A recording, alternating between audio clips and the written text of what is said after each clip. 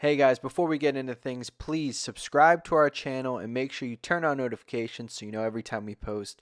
And also, head over to our social pages, Twitter, TikTok, and Instagram so you can see clips and chat wrestling with us.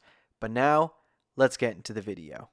How's it going, everybody? Halloween Havoc tonight, NXT. It was a great show. You got C2 Wrestling here. Another great show in light of wrestling. It was a pretty standard pay-per-view, PLE. I keep calling them pay-per-views, man. I'll never be able to get used to that.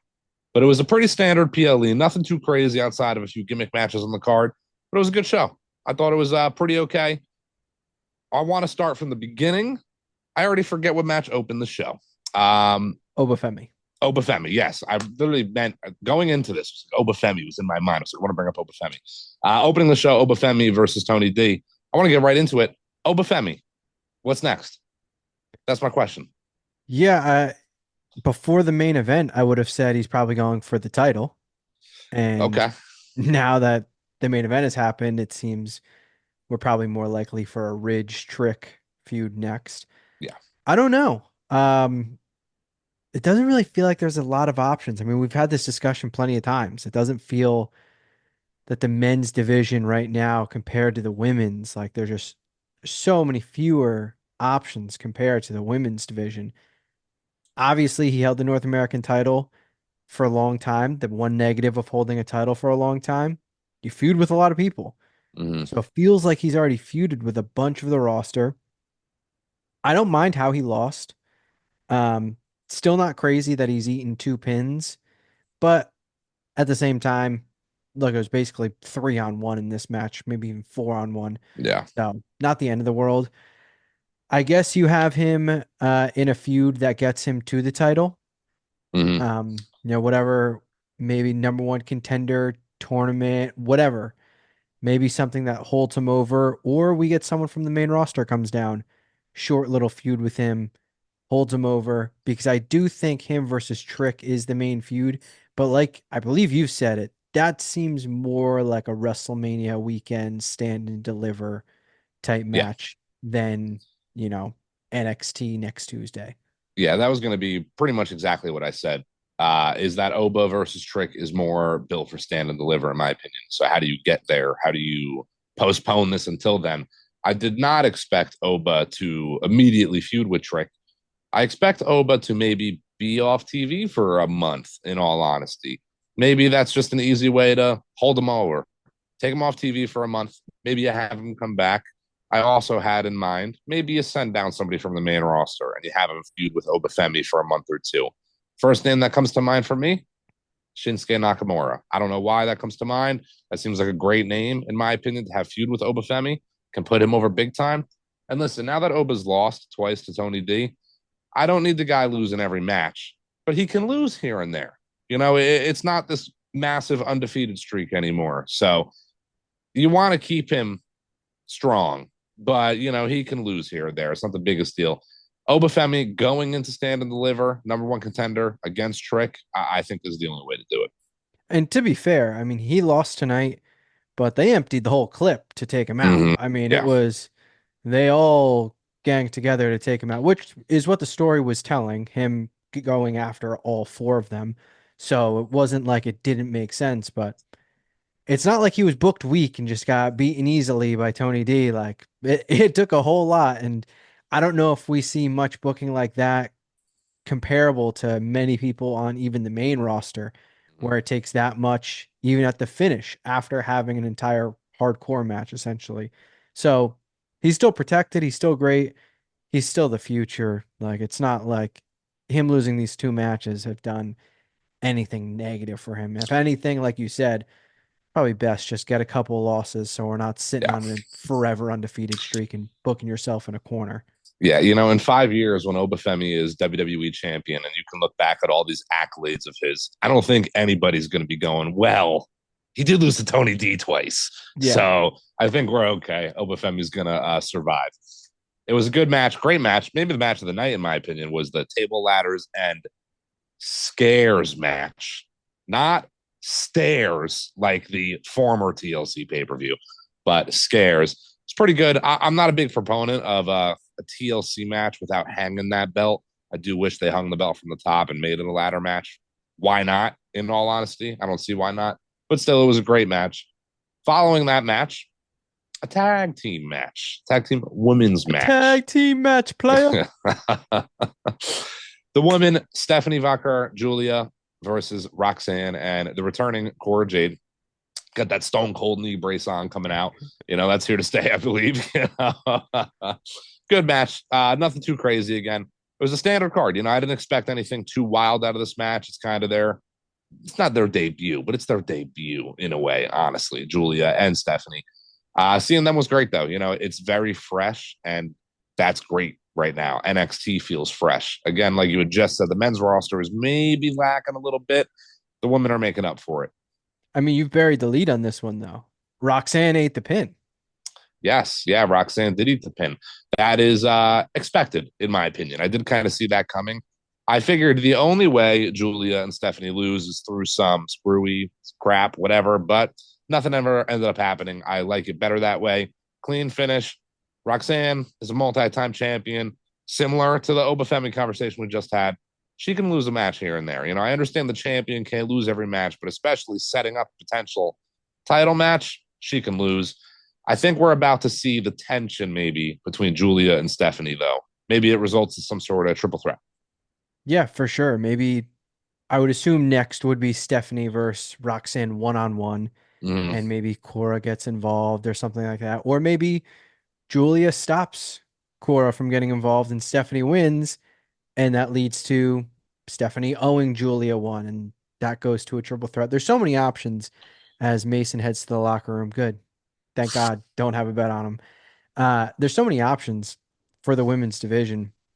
And also what happened this weekend in TNA, you yeah. had their knockouts title change hands Mm-hmm. and could be a sign of who is coming. I don't know if it'll be to NXT with how many additions are being added, probably more of a main roster move, but even that door is open a little bit more now. Yeah, for those of you that are not in the know, we are talking about Jordan Grace. I think that is on the way. I think she's main roster bound, though. I definitely do with how stacked the NXT roster is right now. I think throwing her on SmackDown does wonders for SmackDown. The Raw women's roster seems a little bit more diverse, in my opinion. So I think putting her on SmackDown does great, but that's still a few months out, I believe. In terms of her contract, whatever we read online, who knows what's true, but it seems to be her contract's up in January. So we'll see.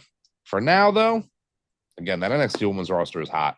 It's got a lot going on right now. We also saw later on Zarya officially arrived. She comes we're skipping a few matches here, but during the North American Women's Gauntlet match. Good concept, actually, especially fitting the spin the wheel, make a deal, Halloween Havoc. I actually really like how they went around that and changing the title, putting the title on Fallon Henley, I think is great. That title is still on the newer side. Kalani was an okay champion. New title, nothing too crazy. You got to establish it. You got to flip it around a little bit, see if you can get somebody to make something out of it. Look, this is very basic, but I just want to hammer home on it. This is great booking and obvious booking. You have Kalani Jordan booked strong as can be. Beats Mm-hmm. the first two, takes multiple distractions. It essentially becomes a 3-on-1 match after wrestling two matches for her to even lose the title. Very clearly, this is a transitional title run right here. Yeah, I believe so. I believe Fallon is transitional. I don't know where it goes though. Kalani, I think, is maybe on to better things. Maybe it's a little bit more long term. Maybe she has another feud here or there with somebody else, but I think she's going to fall in the mix eventually with the Stephanie, Julia, Roxanne, Cora main title picture. But where does Fallon drop the belt? I don't quite know yet. To the woman who attacked her. True. That is very true. Yes. Yeah. Yeah, I guess. Yeah. And you don't want you avoid the face versus face matchup for Yeah. the title. You don't want Kalani Jordan to just lose a one-on-one straight up Mm-hmm. match when I mean she's been booked so strong. She's got all this momentum. Like a strong way for her to lose, similar to how Obafemi lost. Like took Yeah. so much, very protected, but you got to get the title off of her. You don't want to do the face versus face. I mean, this is to me like as simple as can be, but still, as we say, even if it's predictable, done right, it can be good. Yeah, speaking of the debut of Zarya, Julia, Stephanie, all newcomers. Julia and Stephanie have been great. Don't get me wrong, fantastic acts so far. I'm more excited for maybe Zarya at this point. The presentation of her has been fantastic so far. They're really treating her like a star. I know she maybe didn't get right involved into the main title picture like these other women, but it's a slow build, long-term storytelling. Zarya in a matter of time is going to be one of the best on the women's roster. I have that feeling. Yeah, Zarya is a beast. Yeah, She's gonna be great. I do think though we're gonna see similar to what we just had with Obafemi. I think she's gonna win the North American and Women's run with it. Championship and run with it. And there's so many. Again, the NXT Women's roster is deep, but when you also add these three talents that are all good, every matchup is fresh. So Yeah, she could have that title, especially if she wins it so quick. She could have it for God knows how long. Every rivalry is a new rivalry. yeah. It's not like she was, part time or had already been in the company. Like every single matchup is going to be fresh to the NXT audience. Yeah, she's definitely the one too that you put that belt on that North American Women's Championship and help establish it. Again, the belt is still on the fresher side. It's only been on Kalani, still kind of there, not really too important feeling quite yet. Now that we're kind of making some moves with it, putting it on Fallon, maybe transitioning it to Zarya, having that Obafemi type run helps establish that belt as a championship that I would want to win if I was in that division. I think it's great so far. Their presentation of her again, I think, is top notch. I'm looking very more forward to it. We did skip around a little bit though. Before this matchup, this North American Gauntlet match was another gimmick match, an ambulance match. We don't get many of those nowadays. It was an okay match, nothing too crazy. Ridge Holland versus Andre Chase, been an okay feud, good feud, nothing too crazy. Again, just standard. I turned on you. We were tag champions type feud. Ridge Holland on to better things into the main roster, or not the main roster, into the main title feud, I should say. It looks like with Trick Williams. Again, ambulance match. What'd you think about it? I'm gonna be honest, I don't care. Yeah, that's fair. I can't I even argue. don't Yeah, care. it was a Like fine I match. like Yeah. I like Andre Chase. Ridge is kind of hit or miss for me. I don't think he's necessarily bad, but right now, I don't know what it is. It's just not clicking with me. Like I get what they're trying to do. I get what they're building towards. I get how they're trying to establish him, but something just isn't clicking with me where it's like, as a fan, this isn't anything personal. Mm-hmm. As a fan, this just ain't hitting. And I don't know what it is. I don't know what they could do differently to get my attention. But I was watching that, and even the end, I was like, that end felt kind of flat, didn't it? So the ending did fall kind of flat. Yeah, I do like Ridge actually. I think Ridge is a good heel. I think he's good in the ring. I think he has heel potential in the similar sense of Ethan Page. Actually, I think that's kind of the ballpark of heel he can be. I did not really expect him to come after Trick after the main event. That's a little bit interesting. I was thinking during that match, though, who's left for Trick? Who's next? Who's the next heel to face him, to hold him over for maybe the stand and deliver Obafemi feud? Ridge fits the bill, in my opinion, if I'm being honest. Maybe he's not built up to be this massive number one contender, but I think he's okay for that feud. I like Ridge. Yeah, I don't dislike him. Obviously I don't want to discredit Andre Chase. I do like Andre Chase, Mm-hmm. but I feel like we have to just transition it into the main event because Yeah. Ridge came out after the main event. Yep. It's very clear the plan is for Ridge and Ethan Page to team at the NXT show in Philly, Mm-hmm. take on Trick Williams, who retained, and Bully Ray, which sweet, awesome. I love that. That's Yeah. that's Yeah. definitely on the unexpected side. Yeah, I did not see that coming at all, but I'm a big fan of it. Hearing about this NXT show at the 2300 Arena, the old ECW arena, you're running through your head, who could they get? Is Sandman going to be there? RVD, Bubba Ray.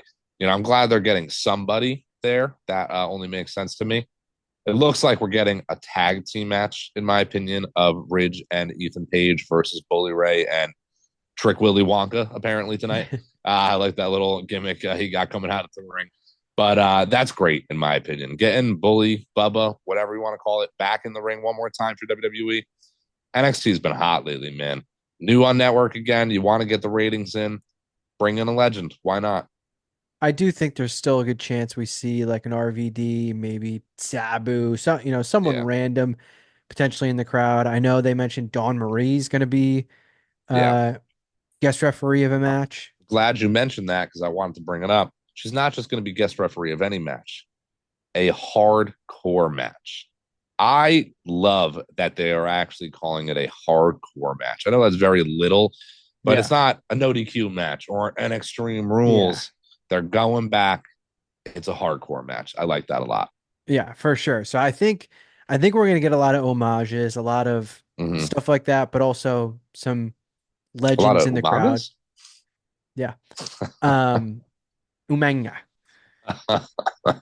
I'm excited for it though. Like it Yeah. definitely is, should help their ratings, which are doing pretty well for being honest.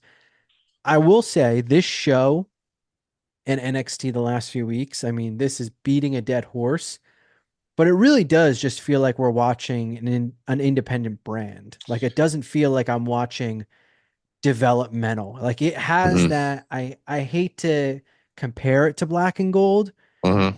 but it does have that distinct feeling of Black and Gold again, Yeah. where the shows are on their own. I know Raw is there tomorrow as well, but still, like this isn't a show right before a WWE pay-per-view.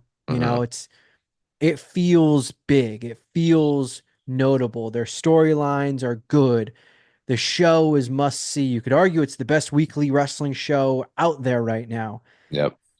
The Philly show, the ending to tonight with Bully Ray setting up the tag match. This feels like we're watching an own independently run brand that isn't Mm-hmm. a developmental for a main roster. Yeah, I'm loving it. It's great. It really is, again, this black and silver, black and steel era. We are in a new era of NXT. And it feels like that black and gold era. It will never be the same, for better or for worse. This era, when said and done, could be better than what that black and gold era ever was. But it's the closest thing we've ever had to it in the matter of years that NXT's existed. That 2.0 era is kind of the forgotten era of NXT. I'm glad we're through those hard times. We're whining and dining on pork and beans sometimes, but now we're whining and dining with the kings and queens. NXT Black and Gold has come back essentially. It feels great. It honestly is nice. I look forward to it. I look forward to NXT again. I stuck through those hard times. I was watching 2.0 every week. It was better than people were making it out to be. It really was, but there was clearly a drop off. Vince at a point lost his mind. I don't know what he was doing down there with NXT. I'm glad we're back where we once were. Yeah, and also what's much better with NXT when they made the transition into this, everything's been gradual. Like when Mm-hmm. Vince took over for 2.0, it was like you Yeah, turned on one weekend, everything is different. The titles are yeah, changed, titles have changed, like everything's different. New look, everything. This has been nice and slow. Things feel like they make sense. Storylines getting paid off, new ones starting, but I can only go back to essentially a topic that we've hit on multiple times, and it feels like the right way to wrap this. Love the direction, love what's going on, the influx of outside talent. It just still feels like they're missing a big piece or two in that men's division.